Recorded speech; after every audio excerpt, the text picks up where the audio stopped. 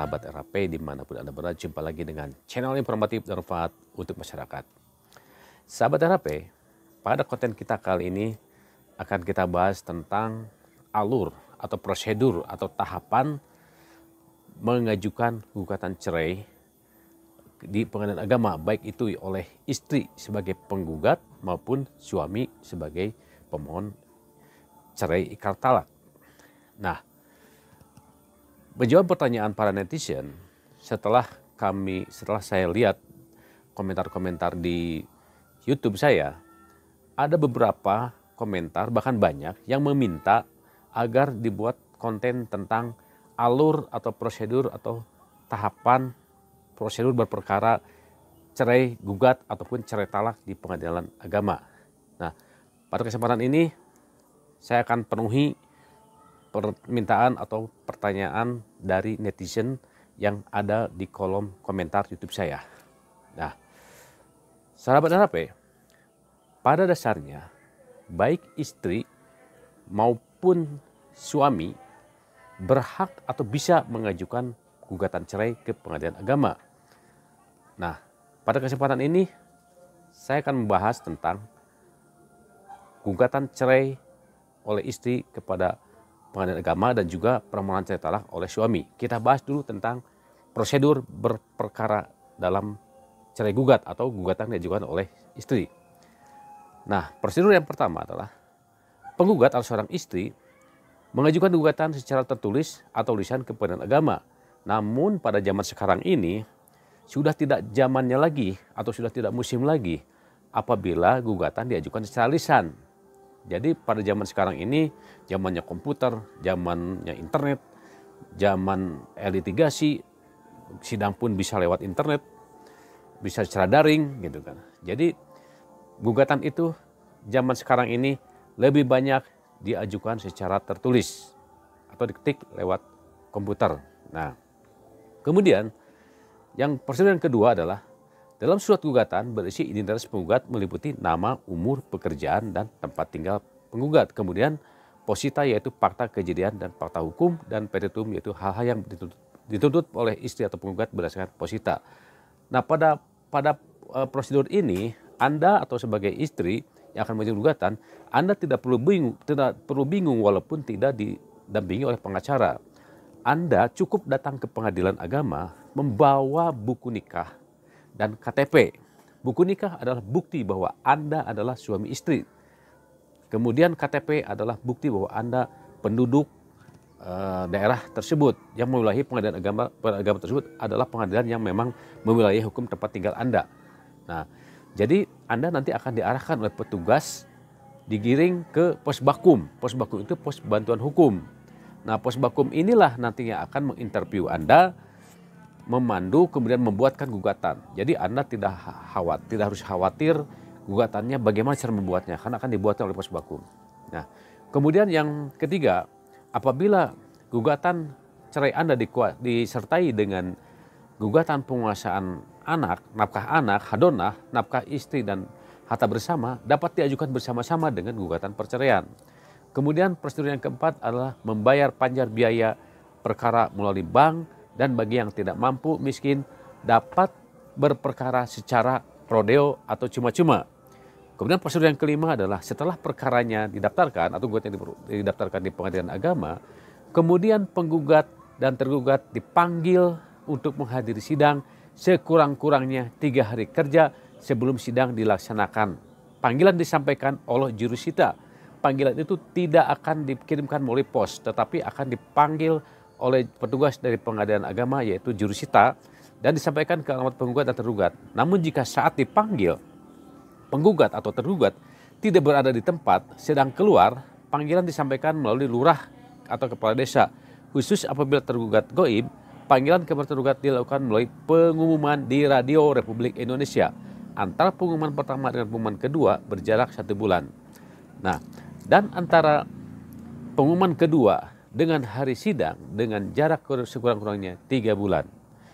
Nah, kemudian prosedur yang ke-6, pada saat persidangan diupayakan perdamaian terlebih dahulu dan dilanjutkan dengan mediasi jika penggugat dan tergugat hadir apabila terjadi damai perkara dicabut. Nah, jadi apabila sidang pertama itu identitas para pihak ditanyakan, kemudian ditanya si penggugatnya apakah tetap mau menggugat atau dicabut.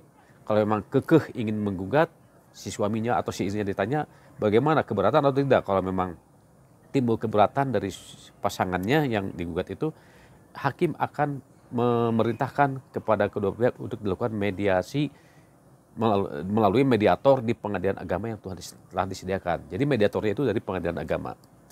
Nah, bisa juga mediator itu dilakukan di luar pengadilan agama, tapi itu menimbulkan biaya yang cukup besar. Jadi sebaiknya mediatornya di pengadilan agama saja. Nah, kemudian prosedur yang ketujuh adalah apabila ternyata mediasi itu mentok atau deadlock, tidak berhasil, maka sidang akan dilanjutkan ke persidangan berikutnya. Nanti akan ada jawaban dari tergugat, kemudian ada replik, ada duplik, pemeriksaan bukti dan saksi.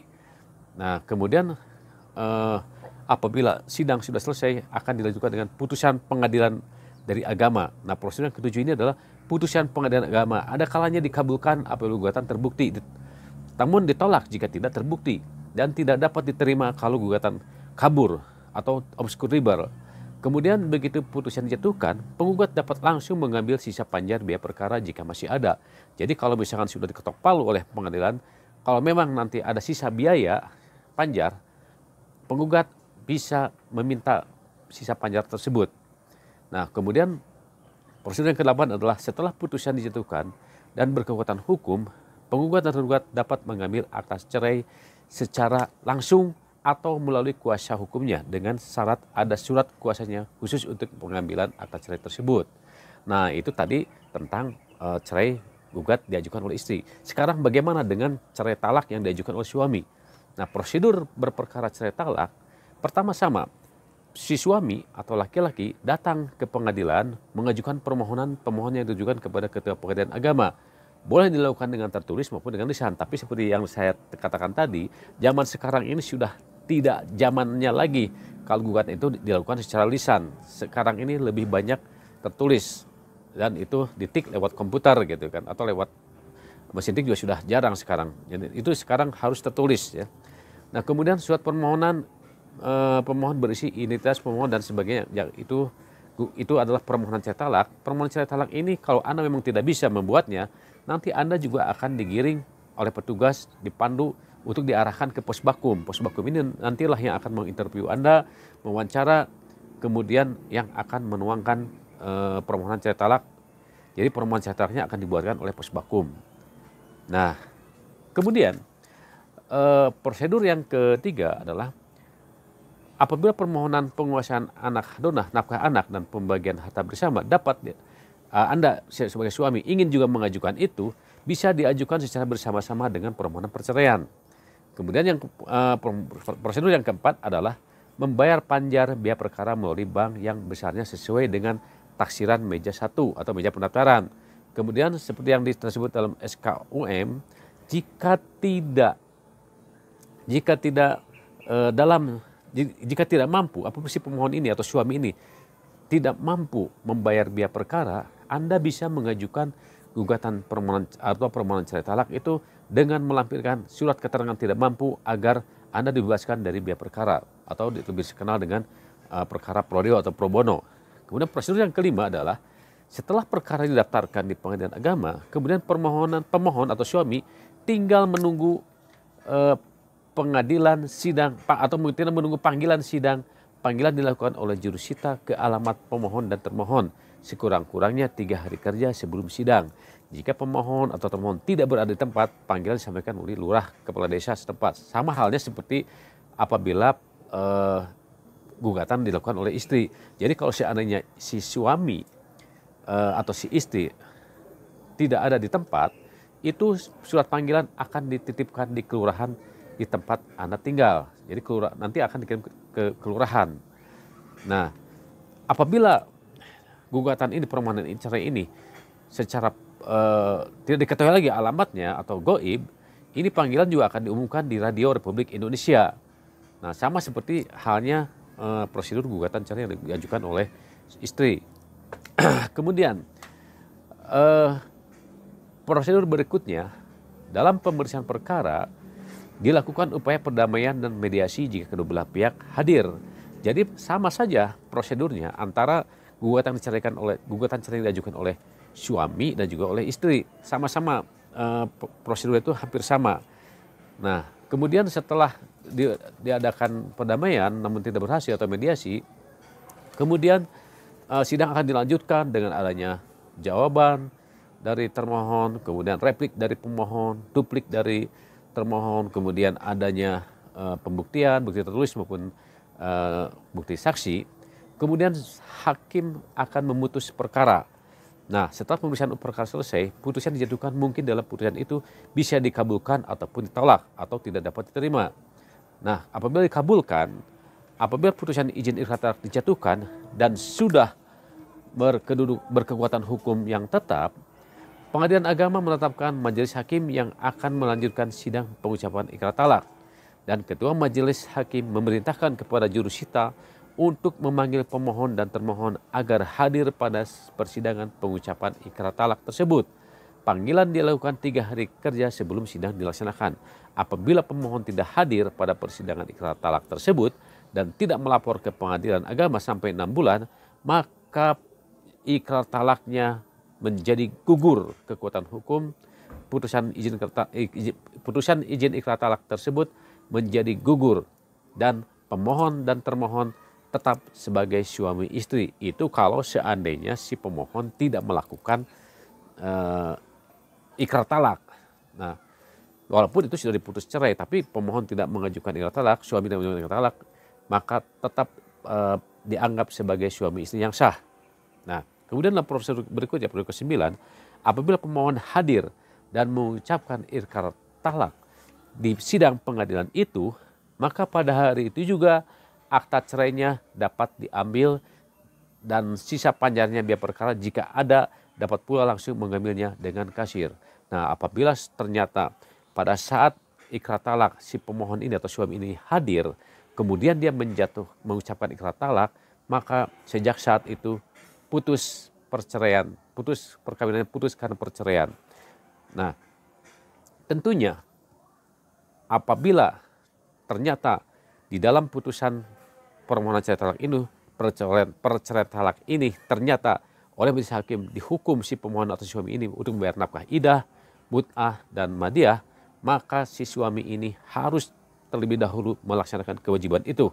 Kewajiban bayar nafkah idah, mut'ah, dan nafkah madiah. Apabila ternyata saudara atau si suami ini ternyata tidak melaksanakan kewajibannya, maka ikrah talak akan ditunda selama 6 bulan sampai si suami ini bisa benar-benar melaksanakannya. Apabila ternyata sampai 6 bulan juga tidak melaksanakan kewajibannya, idah mut'ah tidak dibayar, maka permohonan cerai talak ini bisa jadi gugur.